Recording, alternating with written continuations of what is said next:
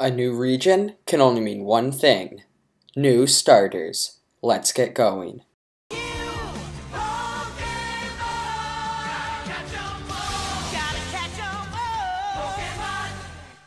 Hello everyone and welcome to my first Let's Talk Pokemon X and Y video on this channel. Today, as the title says, we will be discussing the new starters of Generation 6, Pokemon X and Y.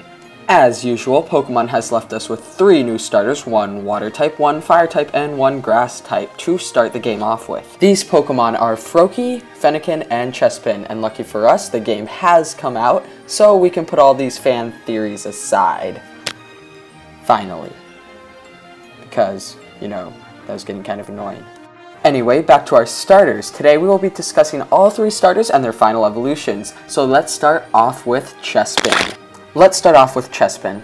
Chespin stands at exactly 1 foot 4 inches, and his name most likely comes from the 2 words chestnut and pin. Now, chestnut, of course, is the nut, referring to him as he is a grass type, and pin most likely comes from the word, meaning of quill on a hedgehog, which he also resembles. Chespin is, of course, our grass type starter and evolves into the mighty Chestnut, the dual grass and fighting type Pokemon. Although Chestnut's English name may not reveal much, his Japanese name, Harimarin, reveals quite a bit.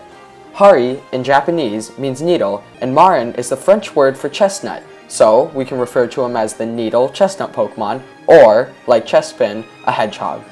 Anyway, on to our next Pokemon. This is Froakie, the water frog Pokemon. Froakie stands at exactly 1 foot tall, and his name can come from 2 words, both frog and rookie. Now, rookie may sound confusing at first, but considering his line of evolution closely resembles that of a ninja's, it would make sense that Froakie, being the first evolution, would be considered a rookie ninja. Froakie is, of course, the water type and evolves into Greninja, the water and dark type Pokemon. Now on to Greninja's name. Greninja's name does have a very specific meaning. It comes from 2 very specific words, the first being Grenouille, or French for frog, along with ninja, also representing its strong resemblance of a ninja line.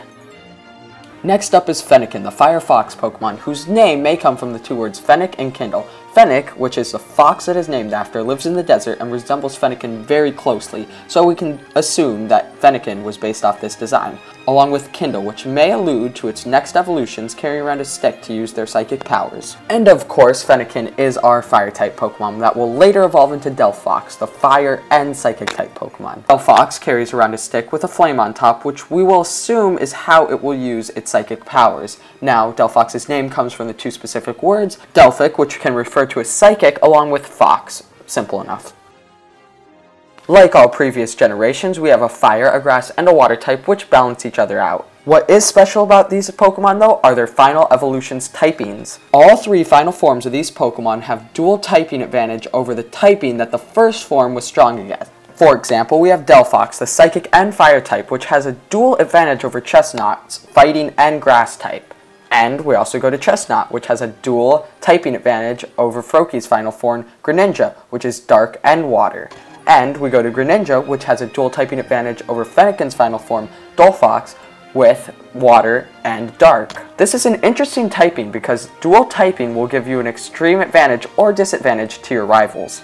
That's all we have today on the new starters, but we'll be back with more trivia and facts on Pokemon in general and Generation 6. So, see you next time. Thanks for watching.